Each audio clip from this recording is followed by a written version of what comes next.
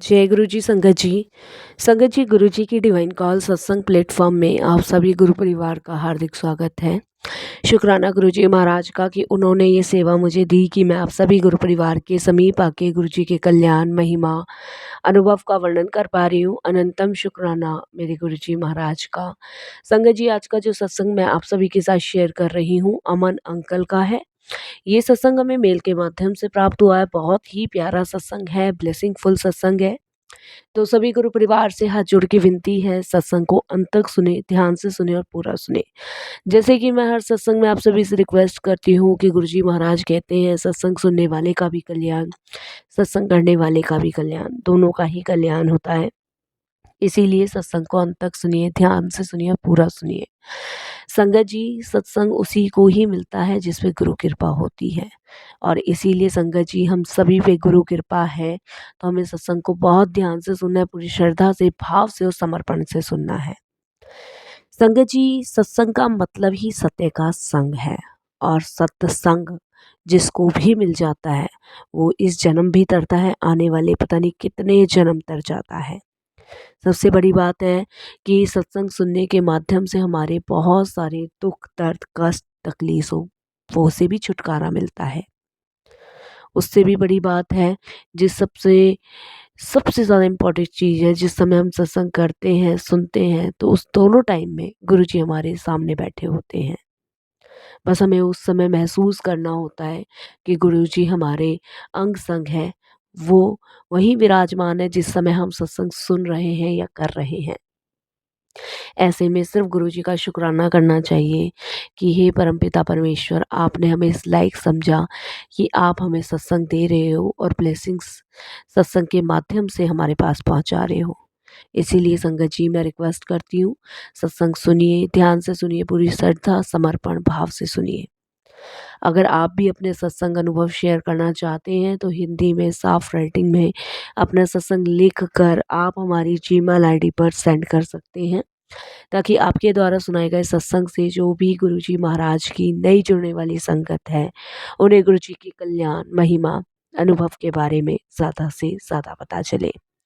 सत्संग आपको पसंद आए तो आप इसको लाइक कीजिएगा, सब्सक्राइब कीजिएगा, ज़्यादा से ज़्यादा संगत में शेयर कीजिएगा। बेल आइकन दबाना बिल्कुल नहीं भूलिएगा, जब भी कोई लेटेस्ट सत्संग आएगा उसका नोटिफिकेशन आपके पास आएगा। तो चलिए संगत जी, चलते हैं गुरुजी महाराज के सत्संग की ओर।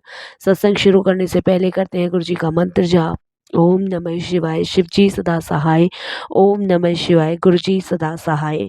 जय गुरुजी संगत जी। संगत जी, मेरा नाम अमन है और मैं गुरुजी का बहुत बहुत शुक्राना करता हूँ।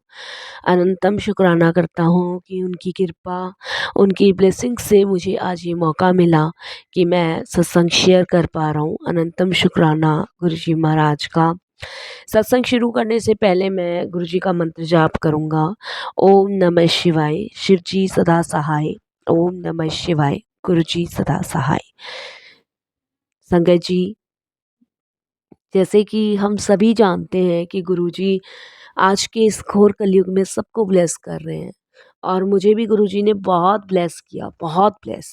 मैं उनकी ब्लेसिंग्स का आज की डेट में आनंद उठा रहा हूँ, और गुरुजी की कृपा से मुझे एक नहीं, 2 बार नई लाइफ भी ब्लेस हुई।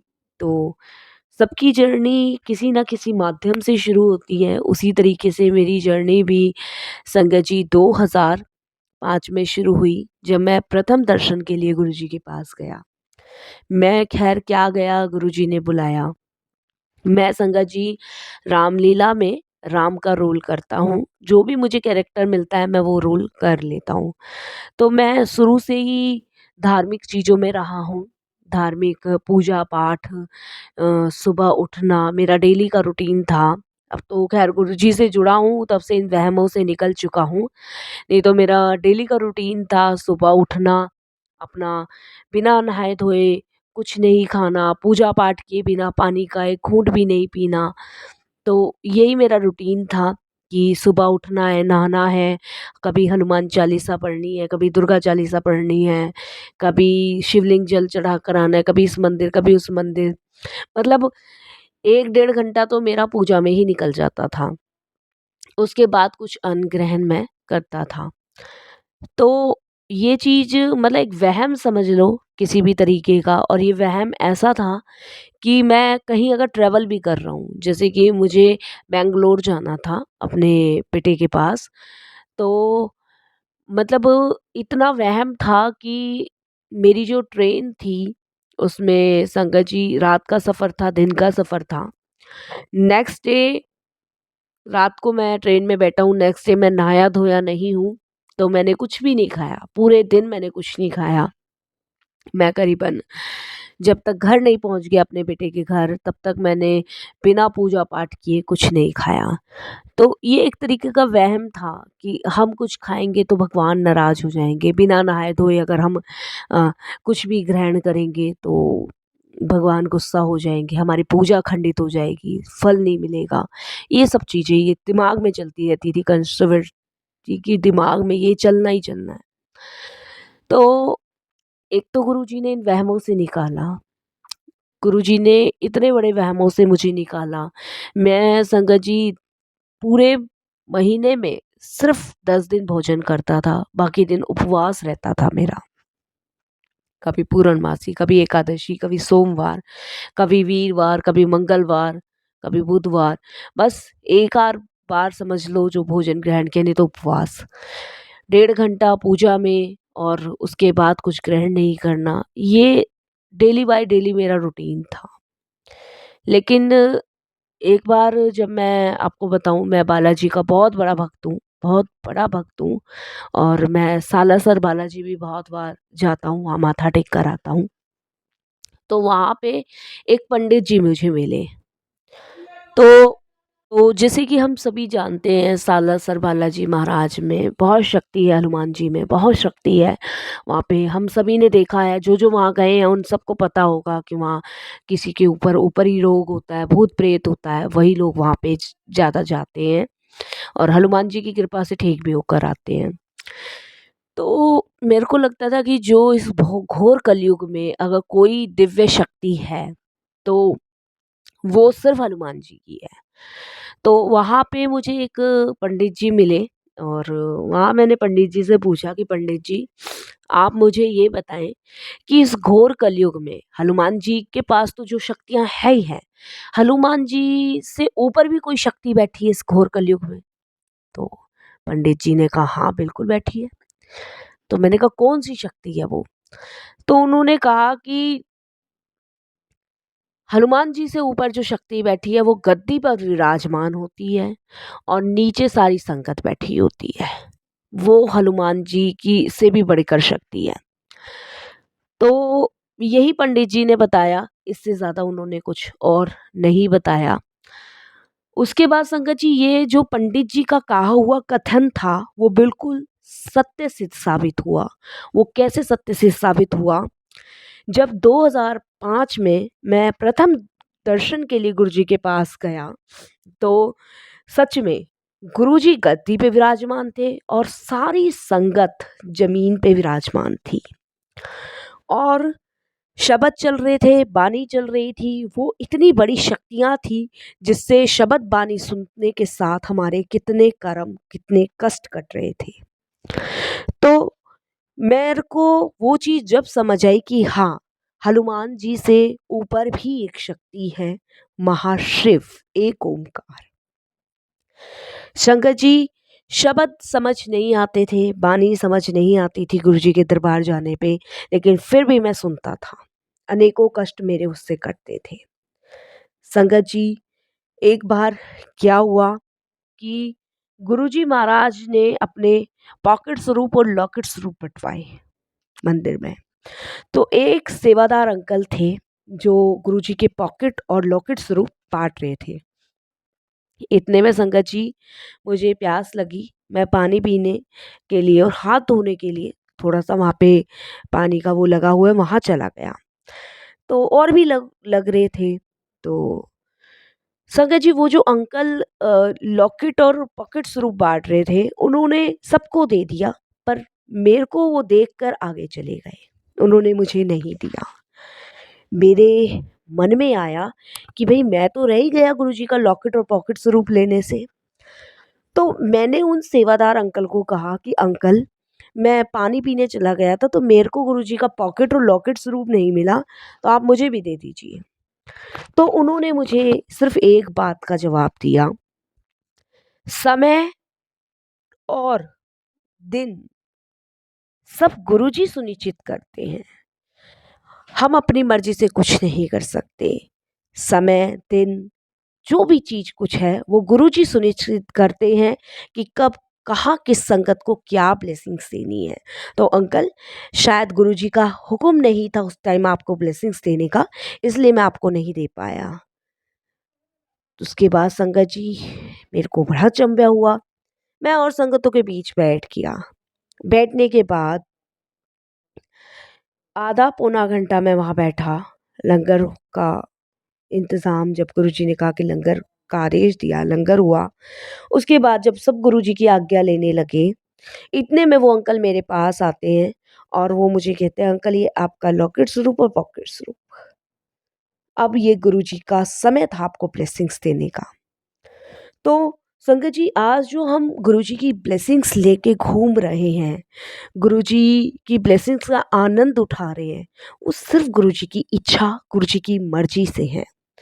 गुरुजी सारी चीज़ें प्रैक्टिकल करके दिखाते हैं, सब कुछ प्रैक्टिकल है गुरुजी के यहाँ। कुछ भी बनावटी चीज़ नहीं है कि आदमी ये सोचे कि कल पे टाल दिया, परसों पे टाल दिया, नहीं, सब कुछ प्रैक्टिकल दिखाते हैं और वो प्रैक्टिकल की ज़िंदगी ही जिलवाते हैं गुरुजी।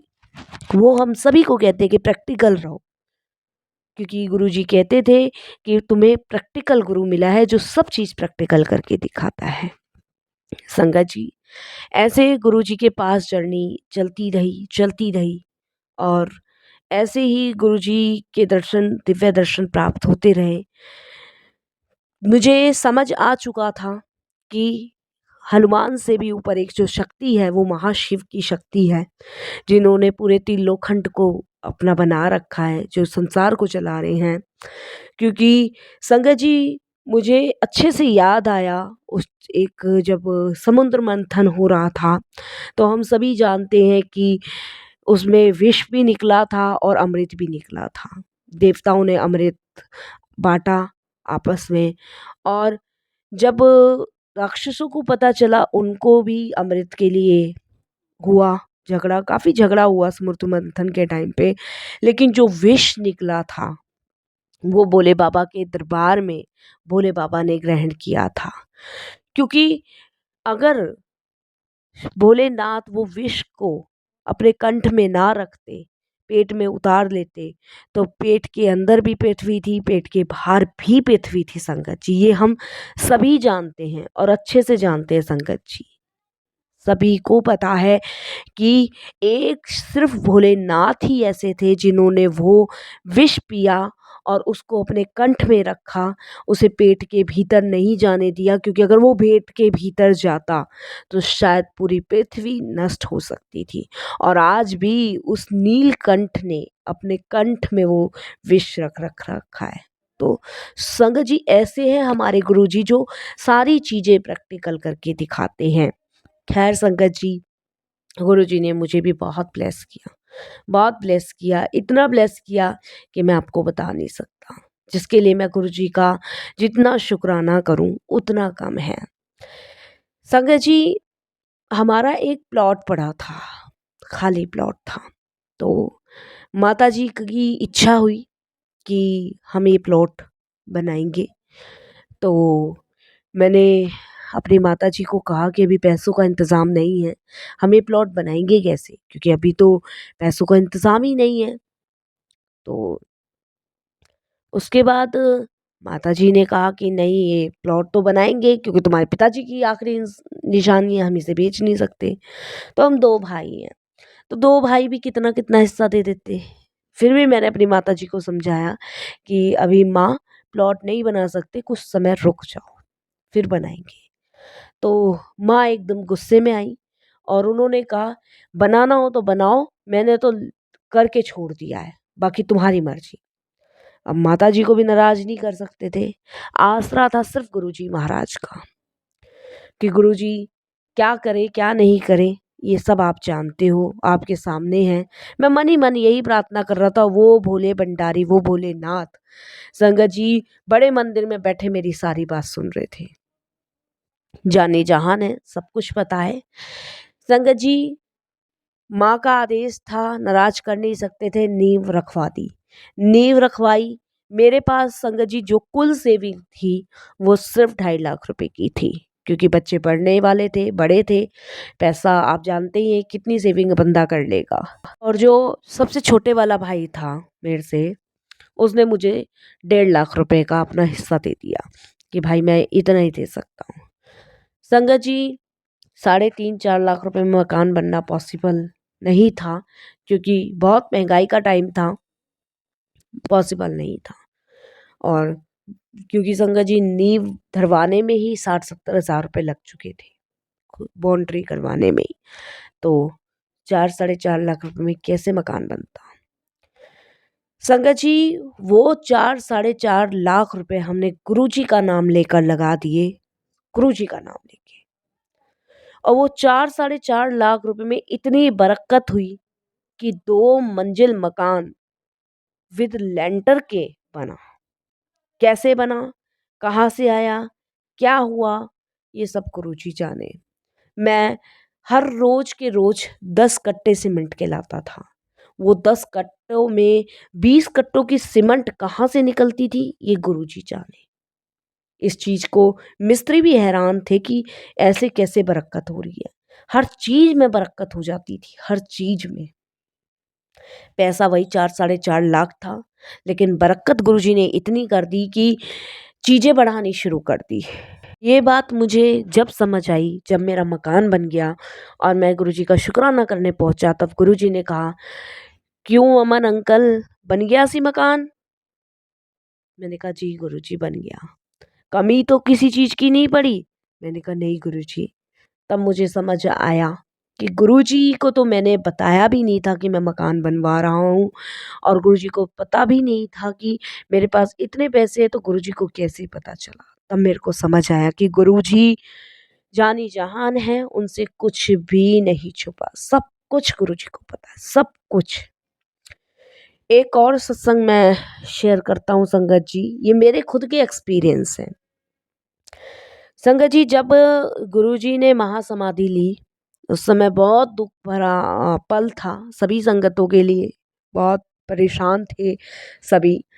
तो गुरुजी ने उस समय हमें ये वहमों से भी दूर कराया कि मतलब महापुरुषों की जो बॉडी है वो धरती में समाई जाती है या गंगा में विसर्जित की जाती है। लेकिन गुरुजी ने हम लोगों की माइंड में ये पर्दा डाला कि वो भगवान शिव हैं, क्योंकि अगर शायद वो हम सबको ये बता देते तो हमारा वहाँ बैठना भी मुश्किल हो जाता था, और हम वहाँ बैठ भी नहीं पाते। इसलिए गुरुजी ने आम इंसान बन के हमारे बीच में हमें ब्लेस किया। संगत जी गुरुजी का जो क्रियाक्रम हुआ वो वैसे ही हुआ जैसे एक आम मनुष्य का होता है।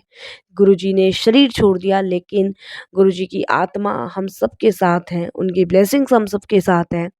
तो ये हमें एक पुरानी संगत ने बताया था कि उनके साथ ऐसा एक्सपीरियंस हुआ उस दिन, जिस दिन वो गुरुजी की अस्थियों को विसर्जित करके हरिद्वार से वापस लौट रहे थे।